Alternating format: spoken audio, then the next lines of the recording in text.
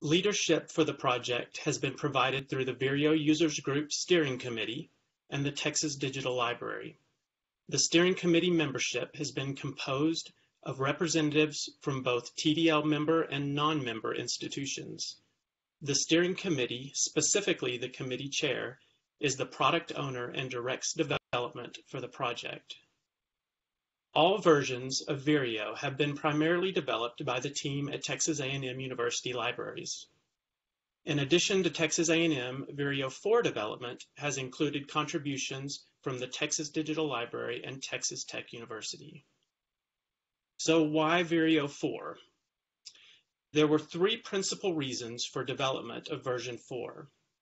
They were an aging, unsupported codebase, user experience enhancements, and added functionality. The last reason is the purpose for this presentation and will be discussed in more detail by Stephanie.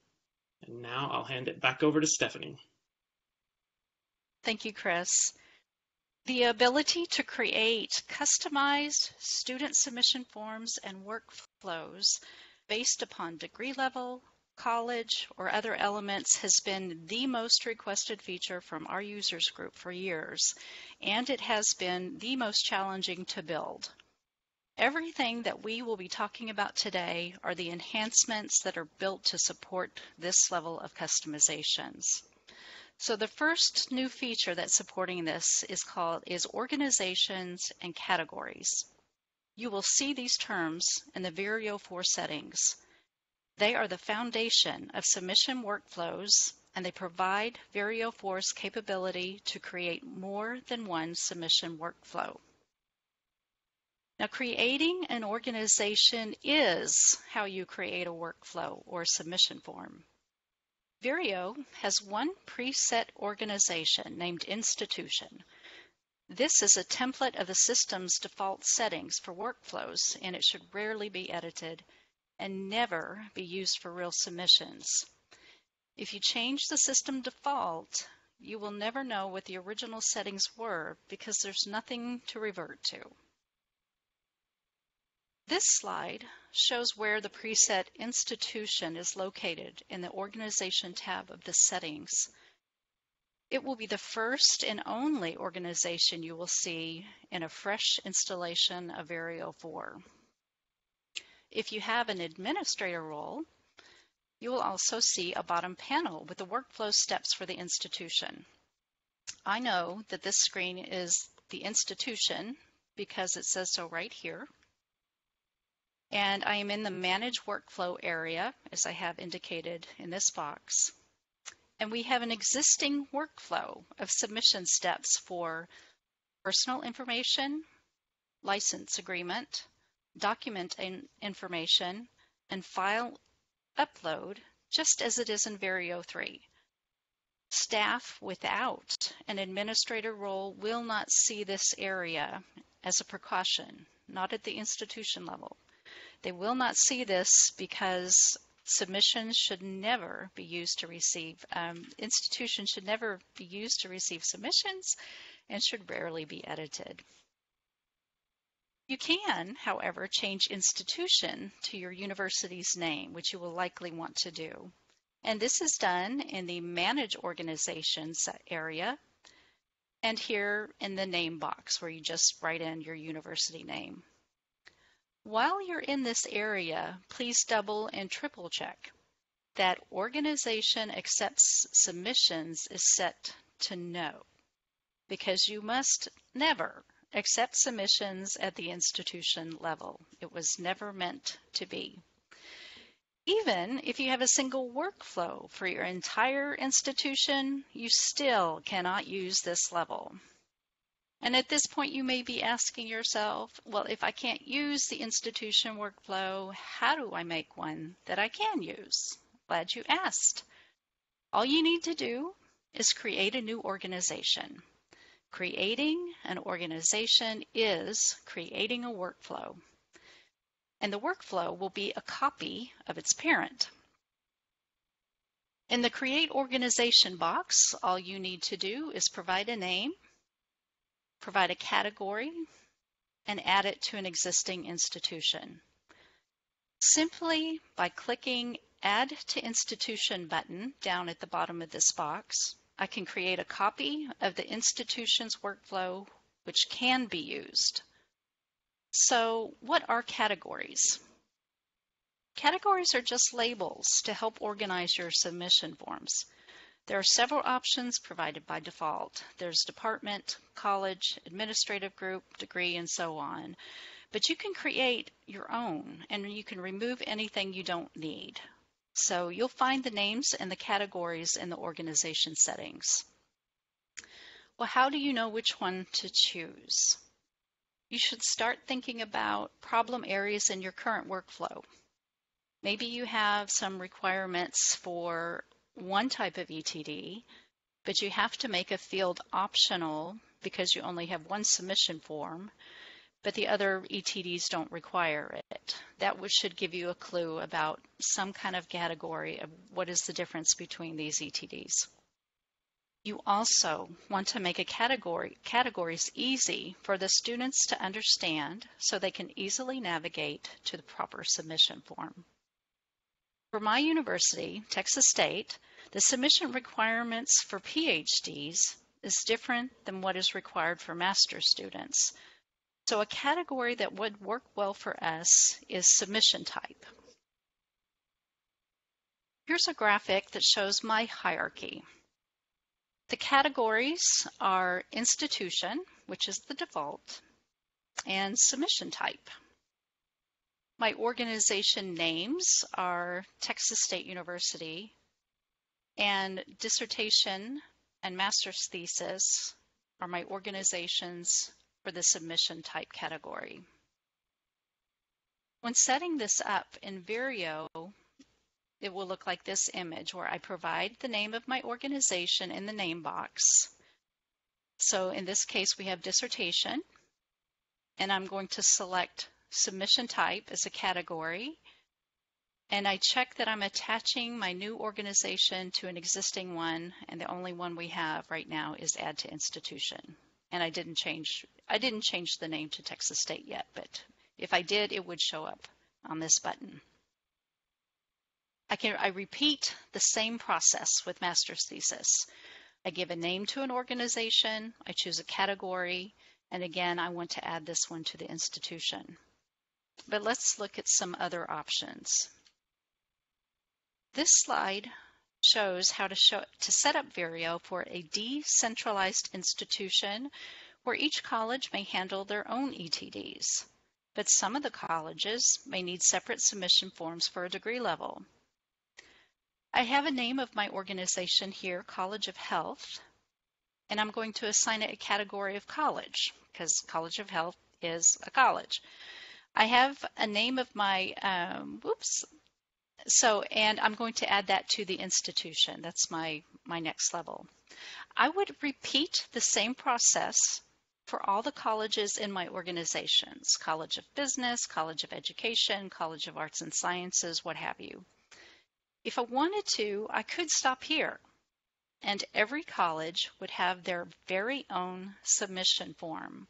Remember, just by creating the organization, you're creating a workflow or submission form.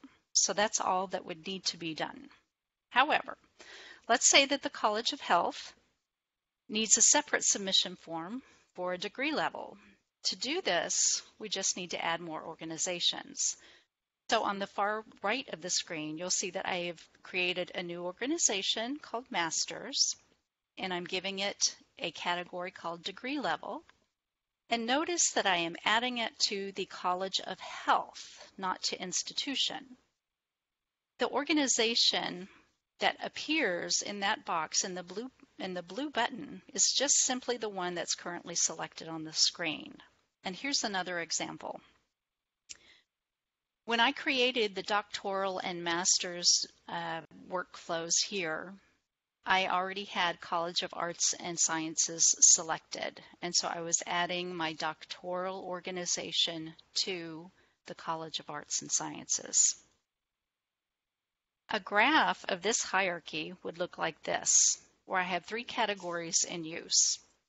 I have institution, which I have not yet named, but that's up here. It would be University XYZ.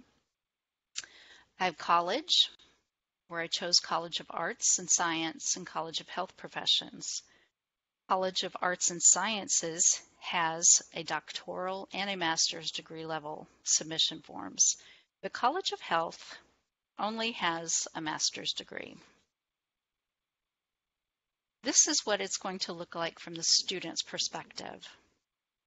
First, you can change the wording of this top line, and so I changed it to begin by choosing your college just to give them a little hint on what to do. So then they're going to see institution, which will be your institution name. And then they'll also see where I set up Colleges of Arts and Sciences and College of Health. If there's a number next to the organization name like here, it means that there's more options to choose from. So when I do click on College of Arts and Sciences, a new box will appear that shows those two additional options, which are doctoral and master's. While I'm on this view, I want to point out that I have my College of Arts and Science and my College of Health turned off for allowing submissions at that level. The student will have to keep making choices until they get to the level where the submissions are allowed.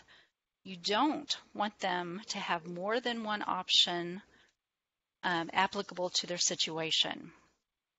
So now I'm going to choose doctoral, and I will see a bottom box that turns blue, and it instructs me start doctoral submission. If I had clicked master's, that box would say start master's submission. Until that time, until I got to this level, this box was gray, and it said choose an organization that allows submissions. So the student is going to be prompted all the way through, as long as you have your settings correct not to allow submissions at the wrong level. Now, just because an institution is decentralized, it doesn't mean that they need to set up Vireo to reflect the various offices that process the ETDs. They can still have their own internal procedures and use the same submission forms. Now, consider that your institutional repository is handling these submissions as a particular type of scholarship, such as a dissertation, a thesis, a capstone. The subject area they come from is just descriptive information for a repository. It helps to categorize the thesis, but a thesis from a College of Arts and Sciences will not be functionally different than a thesis from a College of Education in most cases. So even if you're decentralized, you can still use a simple workflow that a centralized institution would have. Just like my school is what I have up here. Someone could use the very same thing. To do that, the decentralized campus would use filters in Vireo to view only the submissions they're responsible for, such as this example of the College of Arts and Sciences. So in this test site of Vireo, there are about 30 submissions, and I know that because this ID number is 31 right here. But I filtered out everything else except for the submissions that were for the College of Arts and Sciences. That way, I'm only seeing the ones that I am responsible for. So that is how you would handle it if you're in a decentralized institution, but you don't need to have a submission form for all of them.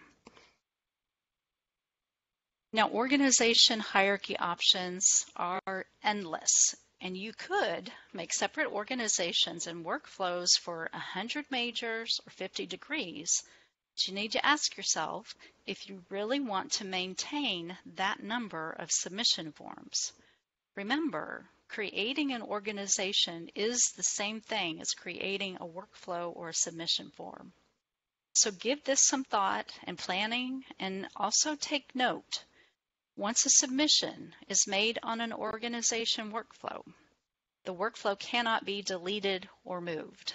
You can edit it, you can rename it, but it's always going to have to be there. Let's just take a moment to see if there are any questions in the chat window about this section before we move on.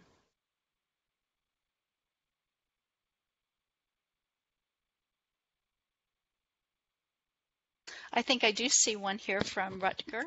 Hello from the Netherlands, to the Netherlands. So you say, Rutger says that we have a decentralized workflow, but also students that do combinations of master's programs like mathematics and physics. In this case, the single entry per organization is a problem. Can we propose an addition for multiple entries per submission form? I think you can propose that, and the way that you would want to do that is to put a submission into GitHub. We have a link at the very end of the presentation where you can do that. So at this time, the code is set the way it is, but the Vireo users group does take, they vote on future enhancements every few years, and so we can certainly look at that. But of course, using the open source version of Vireo, you always have the option of changing the code as you see fit. Lee, do you have any other chats or any other questions in chat that you can see?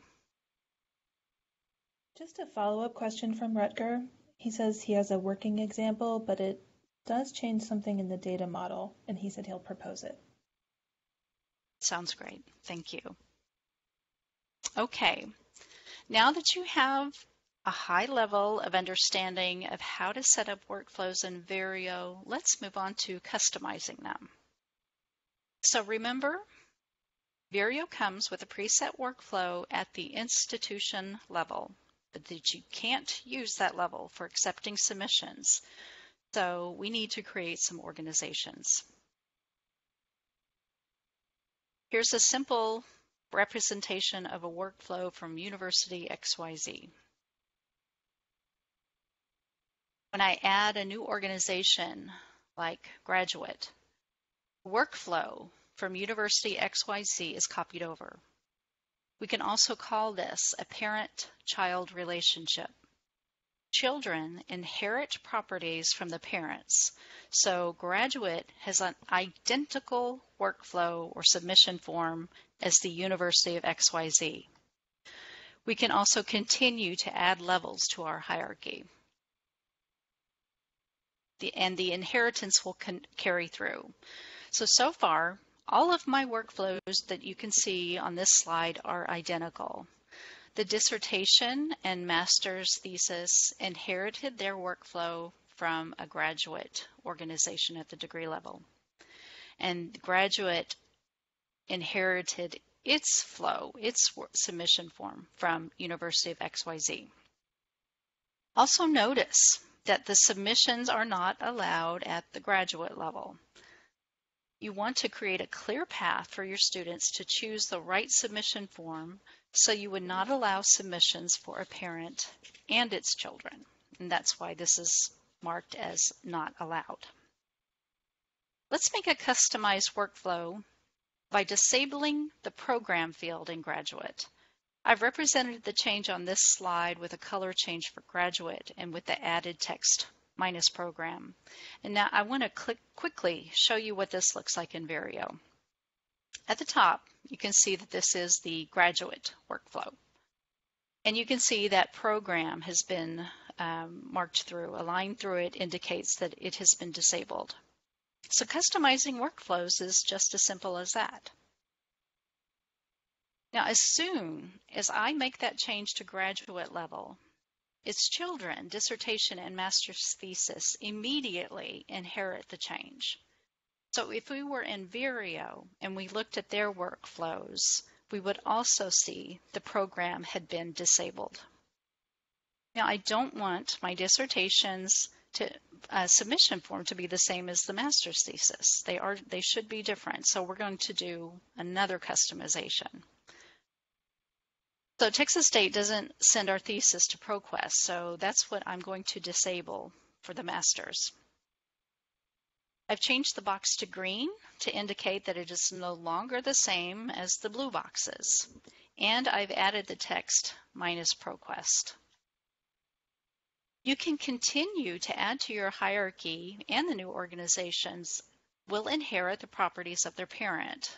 So in this new slide, I've added a new degree level for undergraduate, and it copied the same workflow from the parent, University XYZ. So it doesn't get it from its sibling, it doesn't get it from children or anything, but I added it to University of XYZ, and so that is the workflow that it copied. Now, if we only accepted a single submission form, we only had a single submission form that applied to all of our undergraduate ETDs, then I could stop here, and I could allow submissions at the undergraduate level, which is why we don't have this in red up here. Graduate still needs to be set to do not allow submissions because it has children. However, if I wanted to, I can allow the undergraduate organization to accept them, since I don't need anything else. We just have one. But if you choose, you can also add another child, let's say a submission type for undergraduate via an honors thesis. So in that case, if I do add a child, I need to make sure that submissions are not allowed at the parent level. So all of my degree levels would be back to submissions not allowed. And you do that at the organization level. A category, again, a category is just a label to help you keep them organized. So to recap, what we've learned so far is that creating organizations is the same as creating workflows. And workflows in Vireo are the same as submission forms. We learned that as you add new organizations, the workflow of the parent is inherited by its children, and it's easy to make changes for customized workflows and submission forms. Please refer to the section on creating organizations in our documentation to get tips and best practices of setting up your workflows. This URL will also be on the final slide, so don't worry about it now. And I'll take another moment to see if we have any questions before we move on. Hey, Stephanie, it looks like we have a question from Renee. She says, so if we're a centralized institution with a single workflow for all our ETDs, we only need to name an organization at the degree level? If you choose to use degree level as your category, so you can't use institution, but you'll want to change institution to your University of Texas. So, but you can create, and you can even call a category of that system, which I think is what institution level is already. So again, a category is just kind of a label. But you do need to create another category. You can call it university. You can call it anything you want. So you can call it doesn't have to be by degree level. And in fact, I don't think degree level may not even, if you have a degree level would be undergraduate and graduate. So, but you do need something else. I can certainly point you out on that. I think one way to handle that is that instead of relabeling institution as your university name, I want to take that back. You can change that name to anything that you want. So that area, that whatever label that you put there is going to show up in the student submission form. So you could just put the word welcome there, or welcome Longhorns, or go Longhorns, or whatever it is you want, or this is where you start your ETDs. You can use that as a label instead. And then do your category. Sorry, I was going to go back and see if I could find the screen that showed the institution and then the levels beneath it. On that screen, you'll only just have one submission form, and it would just say probably university would be the label of the box, and Austin or something you could have is the name of the workflow, or just all University of Texas at Austin. And let's see, I'm seeing Renee has a follow-up. Okay, I think I see what you're saying. We would need to say you can say Office of Graduate Studies organization. That's absolutely fine. Absolutely. Yep, that would work. So, and I am happy, while we're on this topic and stuff, I am happy to help talk through optional categories or how you want to set up your organizations with anyone. So my contact information will be at the end of the presentation. And I'm not seeing anything else at the moment, but do you see anything, Lee? Just one more from Jill. What does the student see? What name level? Okay, I am going to go ahead and back up to one of those slides with what the student sees. So sorry if this is going like super fast and crazy. Okay, so this is, once a student signs into Vireo, this is the screen that they see. And as I mentioned, you need this, the really big text up here is up to you. You can, you put whatever you want. So I think the default setting is choose your organization. So that didn't work for me. So I decided to change it. Begin by choosing your college. Now, if you had multiple submission forms, then it would make sense to change institution here to your whatever university of XYZ, and you would do that there. And then down here, it would say University of Texas or whatever it is you want to call your category.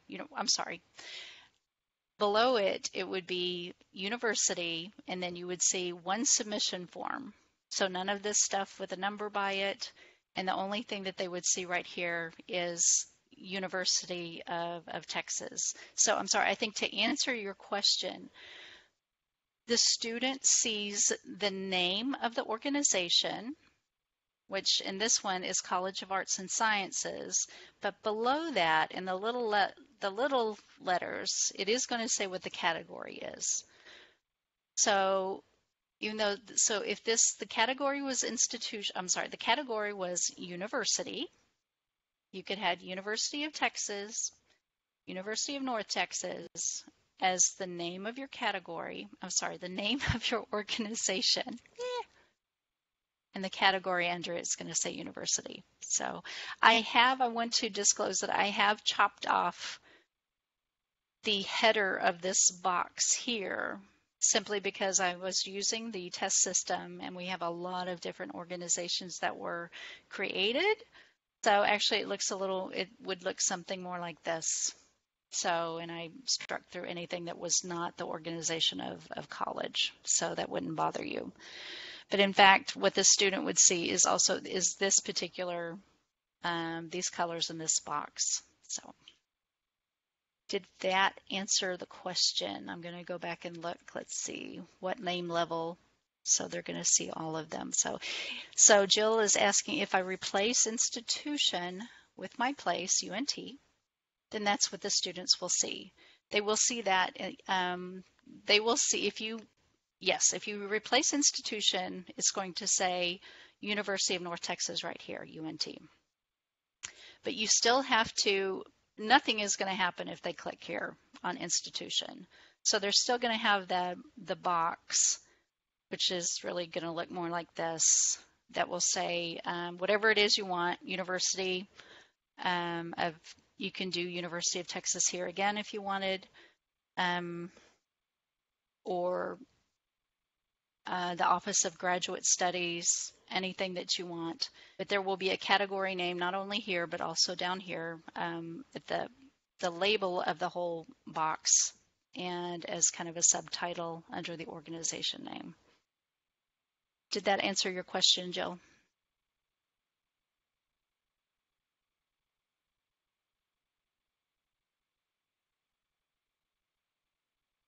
And yes, it did. So again, I want to reiterate that I'm happy to work through your options and stuff with anyone. So just get in touch with me. Okay, now I'm going to whip through my slides again. I apologize for zooming. Okay. I think we'll go ahead and move on to some more information. Let me just find where back in my memos of where we were exactly. Let's see. One more. Okay. Now I've got it. Okay, so now we're talking about the enhanced field controls for filtering, flagging, and tracking. So Vireo 3 allows you to turn fields on or off or make them optional. And with 4, you can do all of that, but a lot more. You can even rearrange the order of fields if you don't like it, and you can also create any new field that you want. The settings for a field in Vireo is called a field profile. So this is the profile for the first name field that you see on the slide now. Each field has these exact same settings where you mark it yes or no. A lot of this is self-explanatory, whether it's required or not, but all of them are defined in our documentation of what it means. So and there's only 2 that I'm going to focus on today because they're kind of new and just specific to Vireo. And that is flagged and logged. If flagged is marked yes in a field profile, like I have here in for institutional ID, I've marked my flag as yes. This means that it's going to show up in a flagged field box in the staff view. So it's under the custom actions and it will be right there. So you'll want to use this for the information that should be visible at a glance. So by default, there's not a single one of the fields is marked as yes for flagged. So this is entirely up to you. If there is some piece of information that you should be able to see at a glance, no matter what kind of tab that you're in, when you're looking at a submission, you want to flag it. And that way it's going to be on your left side with all the other submission information in terms of what its status is. That's flagged. Logged is the other field that I want to tell you about. So if this one's marked yes, like I have here for first name, the field and each edit of the data will be captured in the action log. So in the staff view, and I have the staff view here on the right side. So unlike Vireo 3, where you didn't choose what is going to show up in that action log, this is all your choice now, with the exception of the system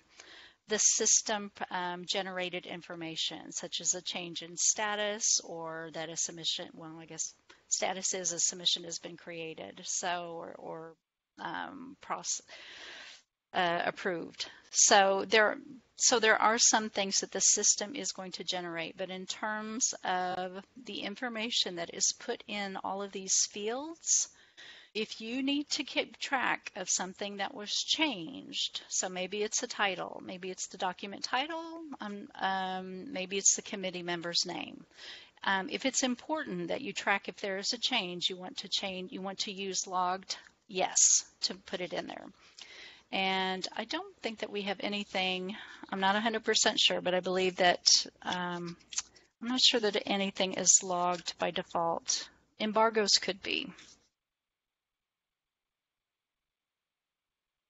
So, the other thing about our fields is that you can now filter and sort on any field. And this includes the custom fields that you create. So any new field is automatically going to show up in your list of options for column or filter selection. So this slide is an example of column selection and the ordering in the list view. You just simply drag and drop whatever that you want to view in list, where you have a list of the submissions and the order of the columns you want to see. You just drag it from disabled column to displayed, and then you can also just drag and drop what the order is. So, but it can be literally every single field that is there is an option to have it display if you want. Same thing for filters. So this slide is my filters choices. So again, you just drag and drop, and then you drag to arrange them. So my red arrows are just kind of pointing, this is the order that I have them in. I have status first, I have college next, I have graduation, semester, degree, and ProQuest embargoes. So this is all new as well on how filters work. You may be used to seeing things like status, this one, where we kind of have an accordion or something. You can open it and expand a list. But now your filtering or doing searching is much more refined because you can choose to just search by any field.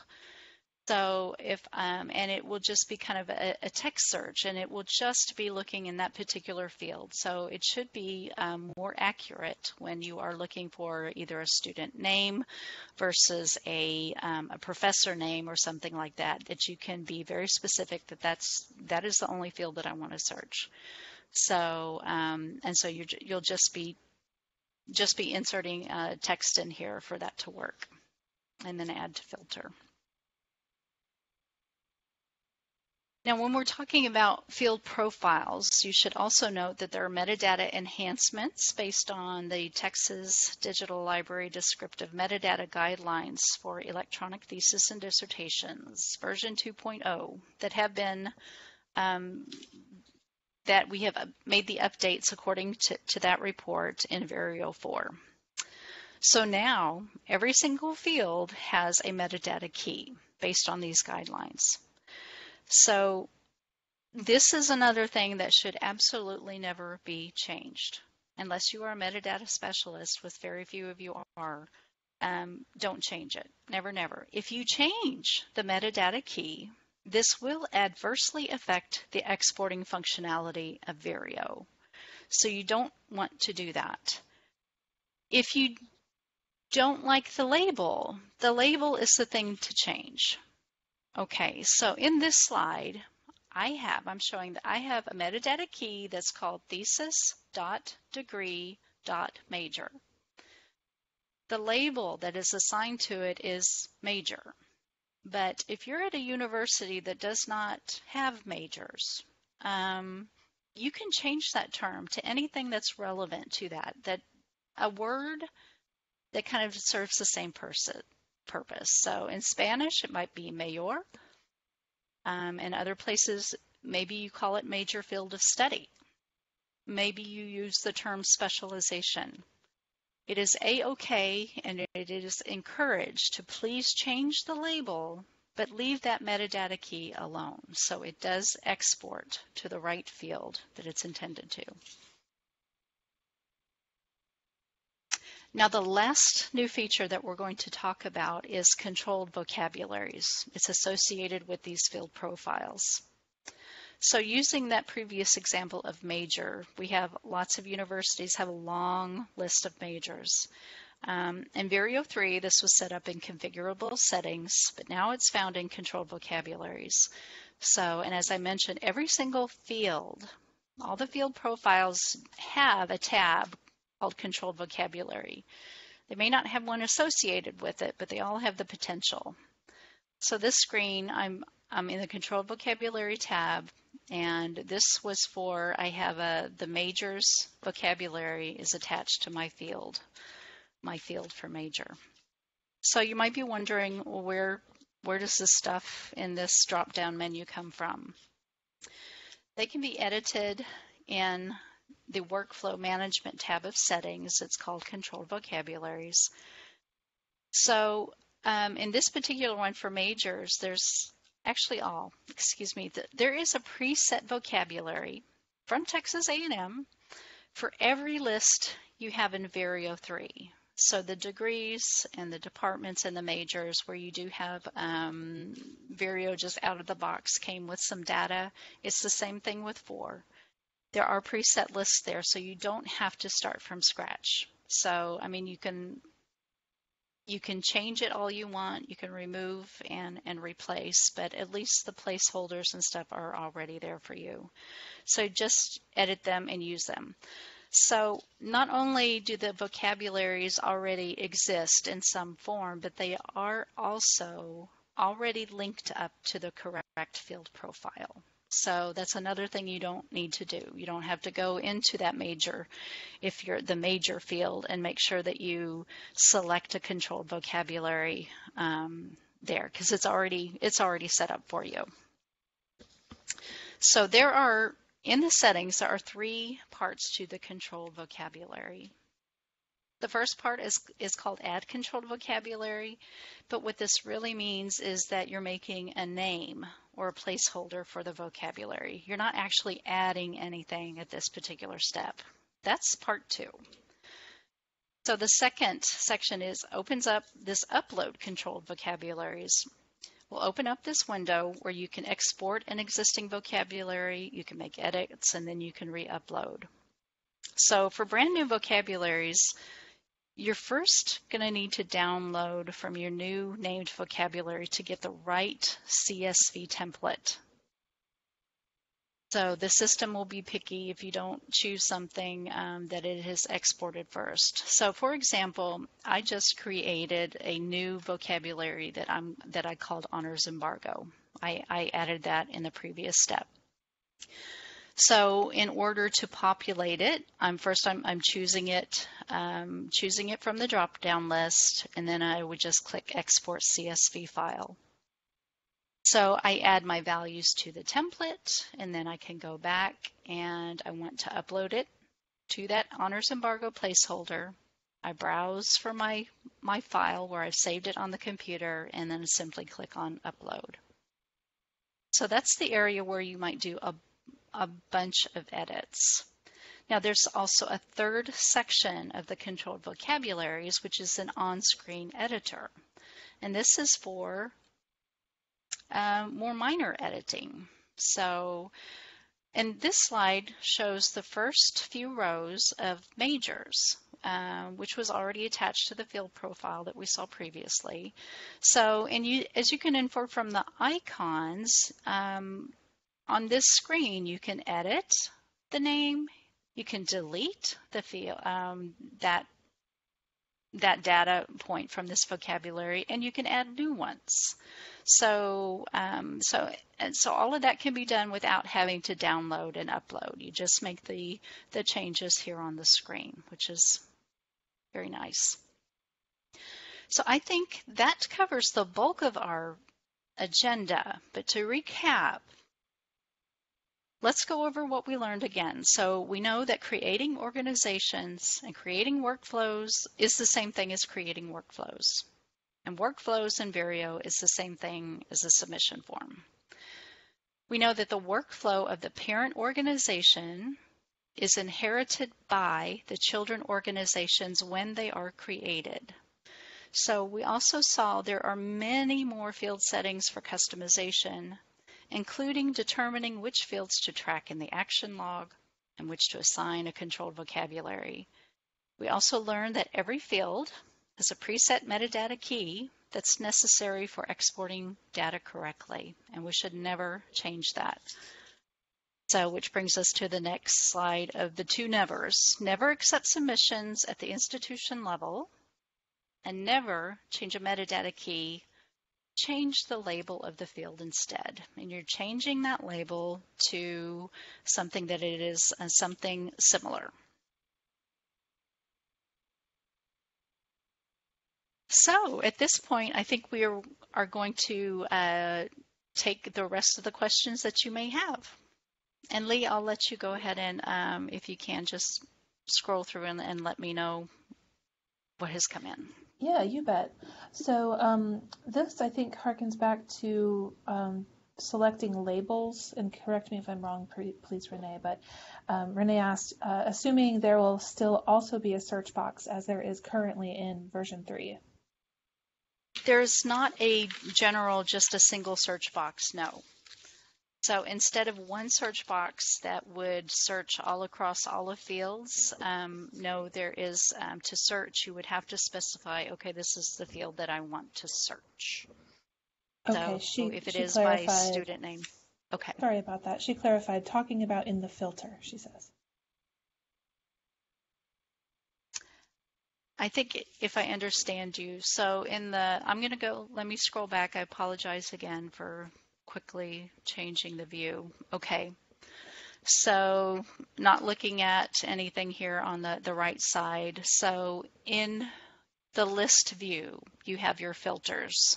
So if you're wanting to filter the list by a student name or something, we don't have a general, in the filters, we do not have a general search box. So there's no field that's called search. So you'll need to choose a field that you want to search, whether it's a name or a title, a program, anything like that. So you have to be specific on the data that I am looking for is in this particular field. Let's see. Okay, I see. Renee is clarifying that if I want to find a single student, I currently enter their EID in the search box. Will I still be able to do that? Not in a general search box. One of your filters that you'll want to have is the institution ID, which is the same as what you call your EID, and then that way it will do it. So, and Renee also comments, not having the search box will be incredibly unhelpful to us. So with the level of customization that is provided by FOR, and in order to be able to do all of these, to create multiple workflows and to have things different for submissions, there is kind of a trade-off of there are so many different possibilities that the indexing of thousands and thousands of ETDs and searching across the whole amount of data that's in there, your results would probably not be very accurate if it was a general search box doing everything. So being able to pinpoint exactly what you want to look for, and you just keep that institution ID as one of your filters that will just always hang out there on the left side. Stephanie, I just want to make a comment quickly to Rutger, who had a question about metadata. We'll get back to you, Rutger, because there's a few more questions and follow-up comments about filters that I think we should address. So Christy, our director here at Texas Digital Library, mentioned that we'll still be able to search for an individual student just within the institution ID field rather than the general search box. Are you saying, Christy, I'm wondering whether you're saying that you are searching by ID, or you're saying that you can do the student name using the institutional ID box? I was responding to Renee and hopefully correctly reiterating what you were saying, which is that there's not a general search box that searches across all the fields together, but if you have institutional ID in the filter by section, you would be able to search by institutional ID within that specific field, correct? Okay. Yes. Yeah. Yeah. Yeah. I was just clarifying.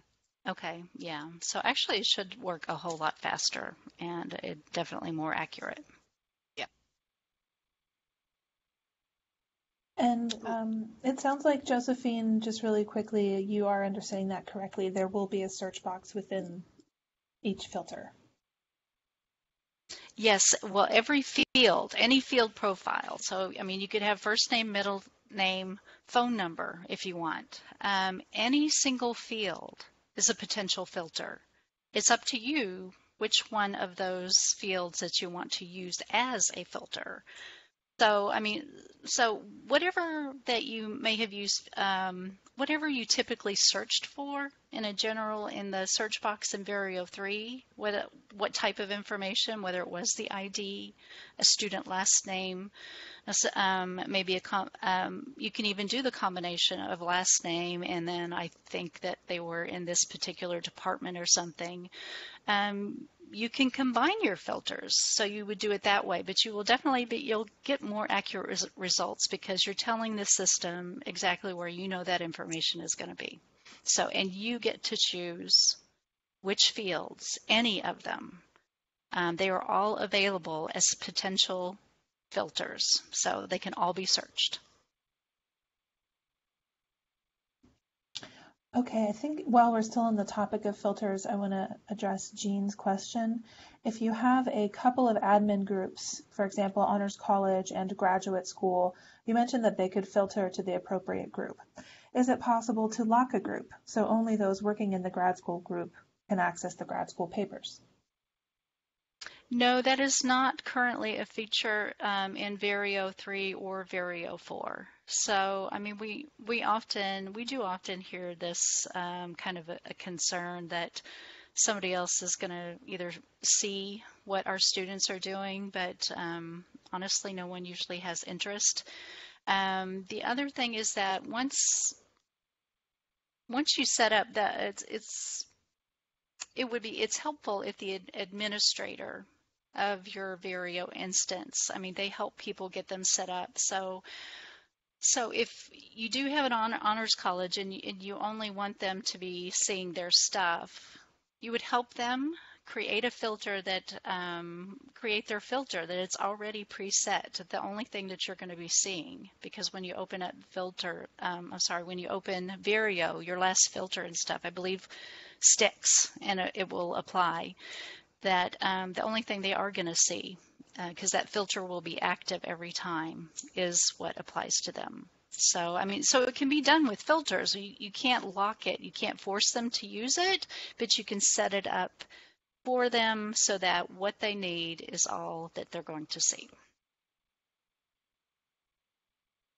Okay, these are great questions. Rutger had a follow-up question from Jean's question. He needs to be able to restrict access to certain people regarding patent applications, third-party cooperations or corporations. It is a requirement for his institution in some situations. So being able to restrict access to certain people or groups of people. The restrictions, the roles in Vireo are, I mean, the administrator is able to see all of the settings and at the institution level. You have a manager role that can also change settings, but not at the institution level. And your reviewers are not able to do any kind of thing. They can't change any settings but their own personal filters or views. So those are the only restrictions in terms of what can or can be done by people who are using the system. So I am, that particular procedure or workflow is not something that I am familiar with in the United States. So is what I've, from what I hear, how this is handled at Texas State. I mean, we have students that submit, well, I know, and at Texas A&M, I'm pretty sure. So they do have the students submit who have, they have filed for a patent. So, and we handle that in terms of what we do with the information or what we do with the document. So, and it's pretty much, we just do not release it to the institutional repository. It stays in Vireo. That's one thing I guess I should also just explain here is that Vireo is not the repository. It is just the system that is helping things get from the student through the process of review and vetting and approval and stuff from the university to the institutional repository or to the library. So everything stays in Vireo until you choose to release it. And also your repository determines whether that is visible, whether that document is going to be visible to maybe the campus only, to everyone, or whether you just show abstracts. That's entirely up to what repository that you use. So in terms of, I mean, accepting something that is in a state where maybe some people who have access to the system shouldn't see it, Vireo can't do that, but I could see a way that just kind of your regular procedures of, okay, let's just not put it in Vireo until this step has been cleared. But other than that, I'm not entirely sure. I don't think I haven't seen that situation, so it's very difficult to like provide you an answer. Before we walk away from filters and searching within filters, are there any other questions about that section? If not, I'm going to jump back to a metadata question. If you do think of one, we can come back to it, but I want to go back to a question, another question that Rutger gave us. He says we might want to change the metadata in coordination with our metadata specialists. Mm-hmm. Will this metadata not be exported with a custom label? And just to clarify, I think with a custom metadata key is what he means there. Probably. Custom metadata key Yep. rather than custom metadata name. This has to do with mapping to Dublin Core to Mark XML or METS or something, which is unfortunately beyond my expertise. So I think that we might have some metadata specialists that are on the line that could assist, but I guess it depends on what your export is. I mean, if it's a Mark file, if you're using the open source Vireo, all of that mapping and the exporting is actually something that you should be able to edit and control. So I think I would encourage you to ask some questions on maybe GitHub or actually on the users group on that listserv, because I know that we do have our metadata specialists that are on the listserv that may be able to at least assist with some mapping, but the technical part of what changes in the code or where it is, then that can be followed up on GitHub or on the users group, because we have a lot of our developers on there as well. I'm not exactly sure what kind of formats that you use over there. Hey, again, And I'm really not a cataloger. Definitely. There's a question a little bit outside of the scope of today's presentation, but if we have time, we've had a couple of people reach out about this question. In the current version of Vireo 4, there's an option to log in with Shibboleth using a fake date. Admin Jack Daniels, not, I think maybe a fake name? Yeah, Jack, Anyway. Yes, yeah. Okay. Is there a working example of Vireo 4 authenticating with Shibboleth? They'd like to have their employees and students log in with their LDAP credentials. A working example, I mean, the only way that I think that you could do that, because it is specific to an institution, it just has to be set up at an institution level. So I don't think, I'm pretty sure the Texas Digital Library, the test instance is on the TDL servers. So, and they don't have like a fake directory of names or anything that can be used, so you can test the Shibboleth. So, yeah, that's unfortunately that's not anything that we can. I don't believe there's anything that you can do to test it. So if you want, so you would like your students and employees to log in with their LDAP credentials. So I am not. Yeah, that's a technical one that I don't unfortunately have the answer to.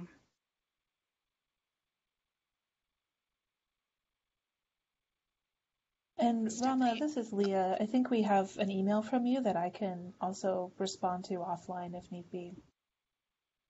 Stephanie, this is Christy from Texas Digital Library. So one more thing about the Shibboleth integration. I'll just note that A&M Libraries has pointed out in the chat that they have a Vireo 4 instance there that's using a Shibboleth identity provider. So there is that example of a working example of Vireo 4 authenticating with Shibboleth.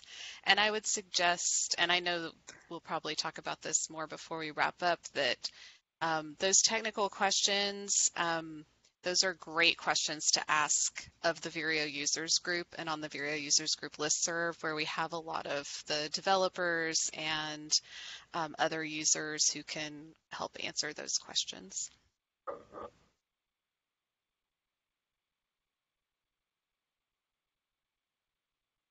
Okay, we have one more question from Jill. In our current instance of Vireo 3, we require login. Will that be available in Vireo 4? Their login uses Shibboleth. Yeah. I think there are a Texas Digital Library. They're hosted by Texas Digital Library, so that's a Christy question. I think the answer is yes, but I'm not gonna. Yes. Okay. Yes. So we will, for our TDL members for whom we host Vireo, we will be using Shibboleth login. We'll continue that. And just maybe this is a little out of scope, but I'll just note that we are running a couple of pilot upgrades and migrations this fall with a couple of members to work through the upgrade process and migration process for our hosted instances. So we won't be doing upgrades to TDL hosted instances before spring at the earliest. And for those of you with big spring, workloads where you don't want to have any disruption in the spring, we'll be working with you to schedule the best time. But spring at the earliest for most TDL members, and summer for those who want to postpone.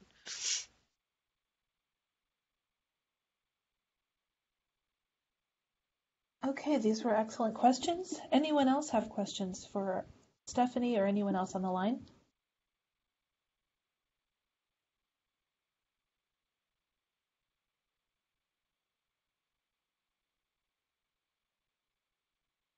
Looks like we are good to sign off. I definitely want to thank Stephanie very much for all of your work getting us to this point today, and also for presenting today, Stephanie, and to Chris Starcher as well. Stephanie's got a slide up here. We've got documentation for Vireo 4. There's a listserv in case you're not on it. I do want to make a correction. It says TDL-Vireo-request. That request should not be in there. I think if you type, it happens to me all the time. I think if you end up sending to that, it'll bounce or it just won't go through. And then further documentation is available on GitHub. One other quick question, I guess. Rutger, how many universities are already planning to migrate to Vireo 4?